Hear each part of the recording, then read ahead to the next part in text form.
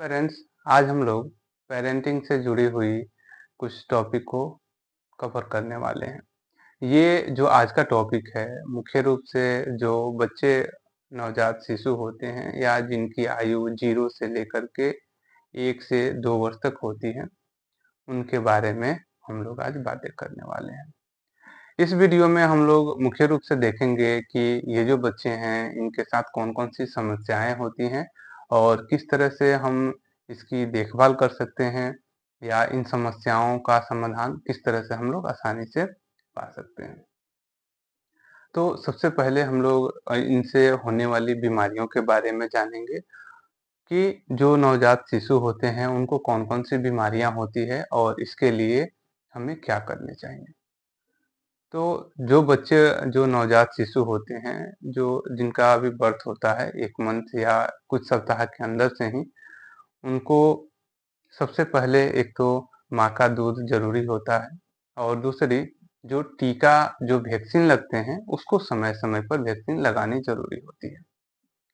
Vaccine लेना ज़रूरी इसलिए है क्योंकि पहले के अपेक्षा आजकल के जो बच्चे आ रहे हैं, उनमें जो बीमार होने की जो रेशियो है, पहले की अपेक्षा 3-4 गुनी बढ़ गई है। पहले मतलब आज से जो 15 साल, 20 साल पहले जो बीमारियाँ होती थी, उससे ज़्यादा तेज़ी से बच्चे अब आज के समय में बीमार हो रहे हैं। बीमार होने के बहुत सारे कारण भी हो सकते हैं। अभी जो जंक फूड बोलिए या एडेड शुगर बोलिए या पैकेट बंद जितने भी आपका चिप्स हो गए, कुरकुरे हो गए, ये सारी चीज़ें, बिस्किट हो गए, इनसे बच्चों को थोड़ा-सा जो बच्चे अ, 1 से 2 वर्ष के हैं, ठीक है ना? इनको थोड़ा-सा दूर रखा जा सकता है, जिस कारण से जो बीमारियाँ होने वाली हैं या जो समस्याएँ बढ़ रही हैं, उसको थोड़ा-सा हम कंट्रोल कर सकते हैं। अब सबसे बड़ी बात आती है कि बच्चों को हम क्या खिलाएँ? मतलब कौन-सा फूड खिला सकते हैं? तो फूड में आप मुख्य रूप से फ्रूट्स दे सकते हैं या जो आपके घर पे बना हुआ जो भोजन है, उनको आप दलिया हो गया या और सारे जो फूड्स हैं, उनको आप बच्चों को खिलाइए। ये काफ़ी अच्छे हैं, फ़ायदेमंद है। बच्चों के बीमारी होने के कारण पहले की अपेक्षा काफ़ी बढ़ गए हैं। इसमें मुख्य रूप से सबसे पहला कारण है कि जो बच्चों को जो भोजन मिल रहा है, उनमें शुद्धता की कमी आई है। इसके बदले में आप चाहें तो बच्चों को फ्रूट्स दे सकते हैं, और जो फल हैं या जो सब्जियाँ हैं, ताज़ी सब्जियाँ, हरी सब्जियाँ, ये बच्चों के लिए काफ़ी ज़्यादा फ़ायदेमंद है। आप ये बच्चों को दे सकते हैं। बच्चों की जो ये फूड हैबिट्स हैं, इसके लिए पेरेंट्स को भी थोड़ी-सी ध्यान देनी होगी क्योंकि जो पेरेंट्स हैं, बच्चों के जो माता-पिता हैं, ये उनके रोल मॉडल होते हैं। इसके लिए पेरेंट्स को भी खान-पान की जो व्यवस्था है, इसमें थोड़े-से चेंजेज़ करने होंगे।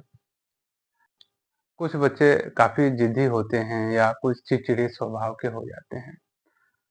तो इसके लिए पेरेंट्स को हमेशा पॉजिटिव रहना है और आप बच्चों को इसके लिए मारें नहीं, डराएँ नहीं। हो सकता है बच्चों के चिड़चिड़े होने के पीछे बहुत सारे कारण हों, बहुत सारे समस्याएँ हैं। इसके सबसे मुख्य कारण में एक कारण है कि पेरेंट्स अपने बच्चों के साथ उतना समय नहीं दे पाते हैं। यह जो समय है, यह समय बच्चे के लिए सबसे ख़ास और सबसे अहम समय होता है।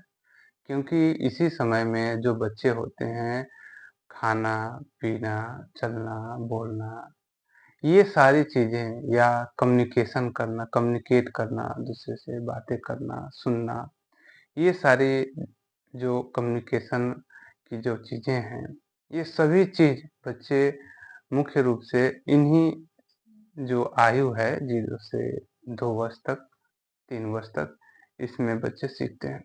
और इस समय में बच्चों को नेगेटिव बातों से दूर रखें, ठीक है?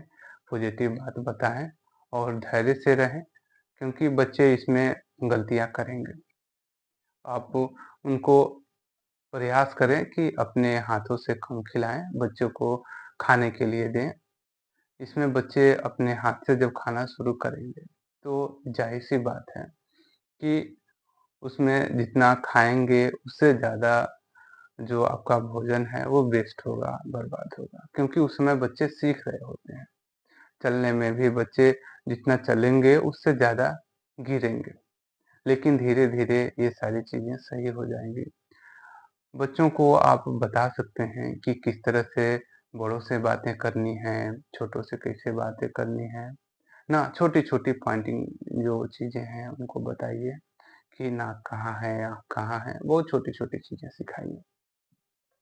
इससे बच्चे का जो मेमोरी पावर है वो धीरे-धीरे इंक्रीज़ होगा, बढ़ेगा। बच्चे आपकी बातों को समझना शुरू करेंगे। ठीक है, मिलते हैं फिर अगले वीडियो